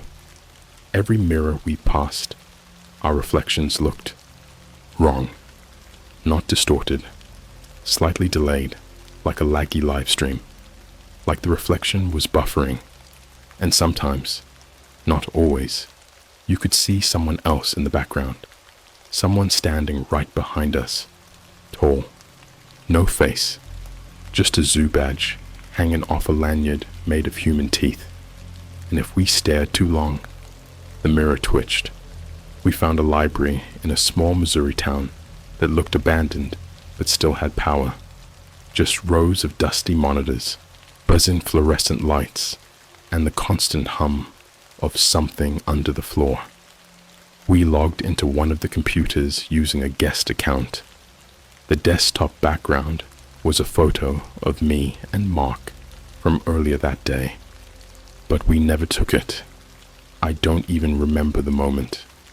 In the photo, there's someone standing behind us, blurred out, pixelated, but you can see the flash of a zoo employee tag clipped to its shirt. Then the screen went black. A terminal window opened. It typed by itself. Welcome back to Zoologics. Accessing personnel database. Searching keyword. Exhibit 73. We didn't type anything. We weren't even touching the keyboard. Then came the list. The exhibit list. All typed out in courier font. A table with 3 columns. Exhibit ID, date of entry, display condition. We scrolled. It didn't stop.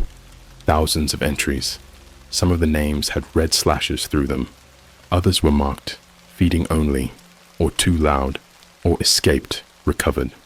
I saw my brother's name, Nathaniel West. Exhibit 44, display condition, unresponsive, noise enhanced. Then I saw mine. Exhibit 73, status, pending installation. Mark's was listed too. Exhibit 74, status, unstable, observation required. There were notes next to some names. Things like, face removed successfully, awaiting sound suppression, repeated use of tongue, apply barbed silence ring, escaped containment in 2016, now employed in masking department. I nearly vomited. Then we found the live feed room. The same terminal began to flicker like it was opening windows in the OS. Each one was a grainy, silent live stream. 20 of them, all labeled, all showing cages, different environments, some cold, some wet, some bathed in constant flashing lights. Torture disguised as zoo exhibits. Cage 2 was called The Crying Garden. It showed a woman kneeling in a pile of flowers, each one made of skin. Her arms were missing. Instead, they'd stitched rose stems into her shoulder sockets, so she bloomed when she cried. Cage 6. The Laughing Infant. It wasn't a baby. It was a man, forced into a child-sized crib, shrieking with laughter every time a buzzer went off. His lips had been cut into a smile, stretched so far his cheeks had ripped. Whenever he stopped laughing, you'd hear the shock collar go off. Cage 9 was still empty, waiting. The screen flickered again, and a video file downloaded automatically to the desktop. It was titled, Installation Guide 73, Final Dot Move. I didn't want to open it. Mark begged me not to. I clicked it anyway. It was me, sitting in a chair, tied up like Nate was in his video. My face was calm. My eyes weren't blinking. I looked satisfied, but my mouth was sewn shut. Behind me, the wall had changed. It didn't have masks anymore. It had screens, playing moments from my life. Facebook photos, birthday parties. That one time, I got drunk at a Halloween party and passed out in a bathtub with fake blood on me. All of it, on loop. We only display what's already broken, said a voice behind the camera. But don't worry, we'll make you beautiful, like your brother. Suddenly the camera moved in closer. My stitched lips opened, tearing blood and flesh, and I started screaming. No sound came out, just air. My throat was vibrating, trying to push something out. Then I saw it. They had cut out my tongue, and someone else was wearing it around their neck like a charm. We heard something upstairs, like chairs being dragged across tile. Then a metallic voice echoing through the speakers. Feeding hour. Guest exhibit 73. Please report to the reflection chamber. The lights went out. We ran. I don't even remember how. Just slammed through the emergency exit and booked it through alleyways until we ended up in a junkyard. Slept under a half-crushed school bus. Mark was muttering all night. Kept whispering, "Don't look in mirrors. They're watching. They're watching. They don't blink. They don't blink." In the morning, he was gone. Only thing he left behind was a trail of blood and his tongue, tied into a bow, pinned to a piece of cardboard that said, "Installation complete. Enjoy the show." I'm writing this from a McDonald's Wi-Fi right now. I can feel my skin itching. I haven't eaten in days. Every time I blink, I see the cages. I hear the metal. The zoo doesn't stop once you see it. It follows you. It curates you. It waits.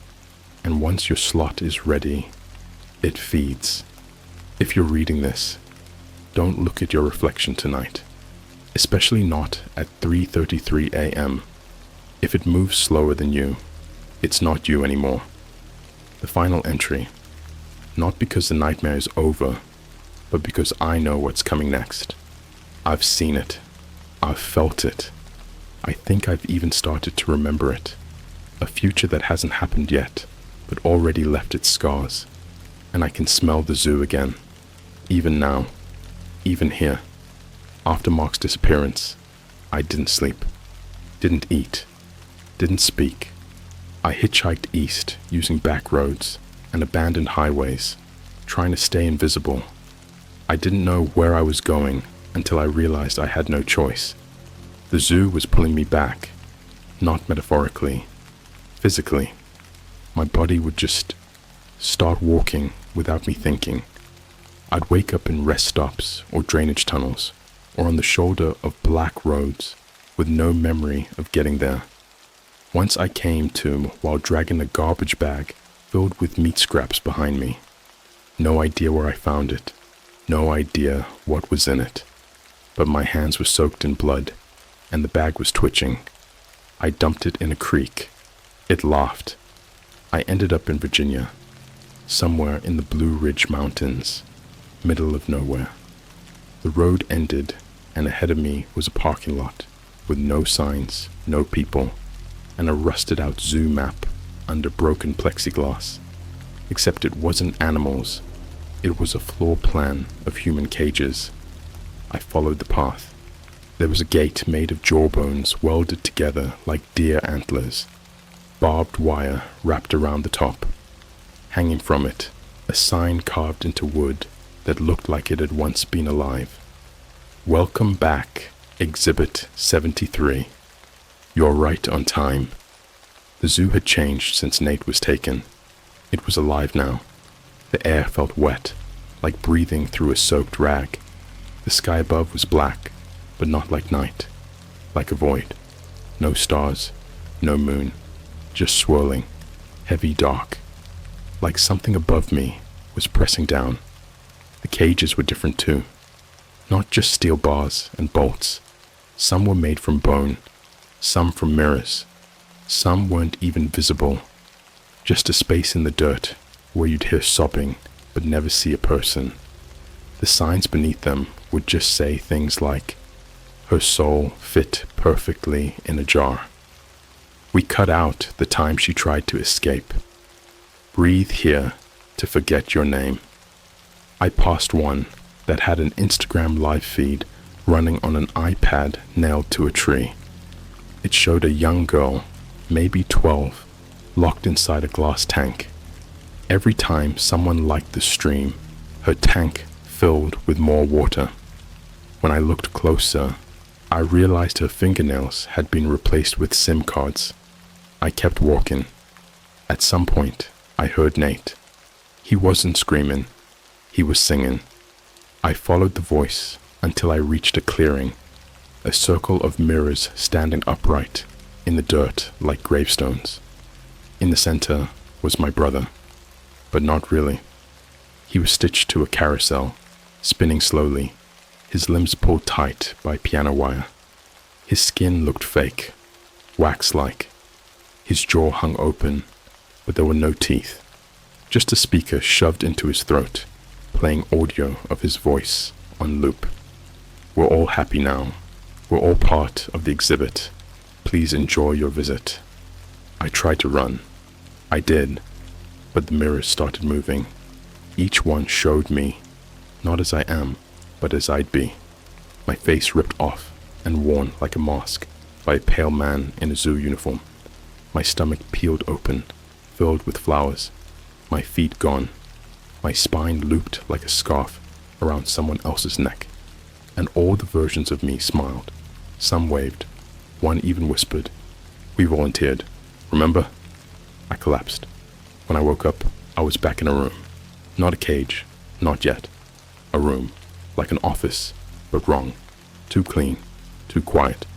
There was a chair, a desk, a mirror on the wall, and a phone. Not a smartphone. An old rotary phone. Black. It rang once, and then a voice whispered through the speaker grill. "Welcome, 73. Before you join the others, we need your consent. Smile for the installation, or we can take your face the hard way." The mirror showed me, except I was already smiling, already stitched, already inside, already part of the show. I reached up to touch my cheek and felt thread, rough, black, and wet. And then I heard the audience. Applause, clapping, cheering, laughter. A slow, haunting cheer track echoing from the walls, like I was on some kind of late-night talk show, being introduced as the next guest. And behind me, the door opened. Two things stepped in. One was wearing a Starbucks apron. The other had a McDonald's visor. Both had human faces stapled to animal masks. One was a pig. One was a hyena. Their hands were gloved in skin. They held out a coat made of fur. My fur, my hair, my scalp. And one whispered, "Let's dress you for your big moment." They led me down the hallway. Every cage I passed, I saw people I recognized. Some were friends from Facebook I hadn't talked to in years. Some were people I didn't know, but whose faces I'd seen in YouTube thumbnails or TikToks. All missing, all reskinned, all labeled with little plaques like trophies. Exhibit 15. He watched too long. Exhibit 28. He scrolled into us. Exhibit 39. Influencer defluenced. We reached the central cage, the one with the most glass, the most lights. There was a sign hanging above it, swinging gently. New installation. Live human. Watch him break. They shoved me in, locked the gate. Everything went dark, but I could hear the intercom, the same one Nate heard, the same voice. Feeding hour begins now. Watch him scream. Watch him break. Watch him become something better. And the lights came on. There was no audience, no people, just screens. Millions of screens. Phones, tablets, laptops, TV monitors, digital billboards. All watching, all tuned into me. All faces frozen in horror, fascination, or laughter. I looked up, and I saw your face. Yes, you. Staring. Reading this. You're not reading a story. You're feeding the zoo. And now you've looked too long. You know our name. You know our secret. We've saved you a cage. And trust me, the mirrors are already showing you how you'll look once we're finished. Welcome to the zoo. Your Exhibit 92. Installation in progress.